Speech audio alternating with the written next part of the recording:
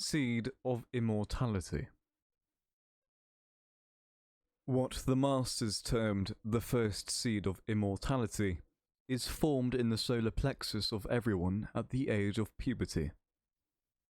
Every 29.5 days in the life of man and woman after puberty, when the moon is in the sign the sun was in at the birth of the individual, there is a psychophysical seed born in the solar plexus or the pneumogastric plexus, which in the ancient text was called Bethlehem, house of bread. The psychophysical seed moves from the solar plexus into the central canal of the spinal cord, ascending or descending, according to its type or nature, animal or spiritual. Here is a strange secret. The solar plexus cannot receive the psychophysical seed, or regenerative life unit, until harmony has been attained between the cerebrum and cerebellum, through the male and female organs of spirituality, the pineal and pituitary glands. Positive and negative breath. Like attracts like. Electric thought attracts its mate.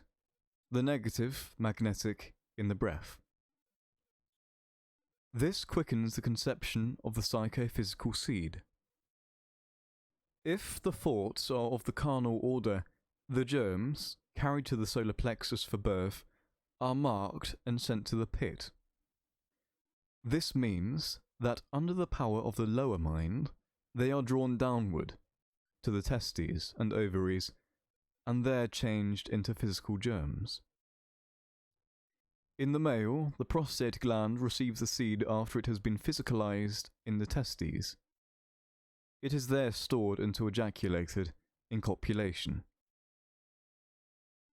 In the female, the uterus receives the ovum, seed, which, if activated by the male element, becomes a propagative unit, passing out the south gate as the karmic-bound body of a new person.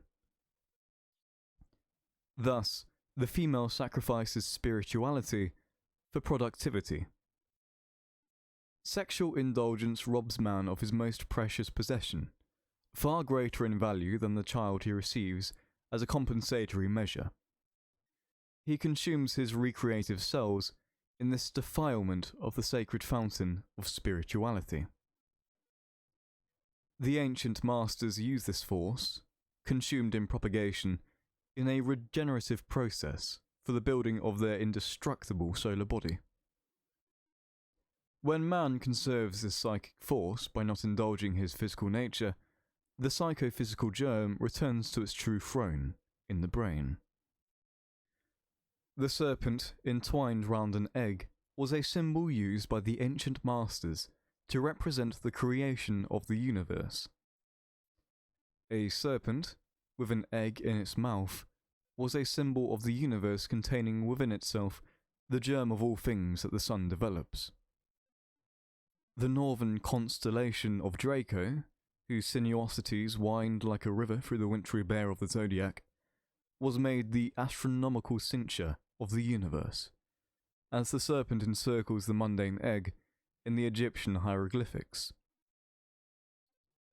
Serpents encircling rings and globes, and issuing from globes, are common in Persian, Egyptian, Indian, and Chinese monuments. The seventh letter of the Egyptian tablet, called Zeta, or life, was sacred to Thoth, and was expressed by a serpent standing upright on its tail. The Isaiah tablet, describing the mysteries of Isis, is charged with serpents in every part, as her emblems. With the serpent in the ancient monuments is often found associated the cross. The serpent upon a cross was an Egyptian standard. It occurs repeatedly upon the grand staircase of the Temple of Osiris at Philae. On the Pyramid of Giza are represented two kneeling figures erecting a cross, on the top of which is an erect serpent. The crux ansatha was a cross with a coiled serpent above it, It is perhaps the most common of all symbols on the Egyptian monuments, carried in the hand of almost every figure of a deity or a master. The caduceus, borne by Hermes or Mercury, and also by Cybele, Minerva, Anubis, Hercules, Ogminus, the god of the Celts, and the personified constellation Virgo, was a winged wand, entwined by two serpents, which represented the bipolar aspects of the universe, positive and negative, male and female.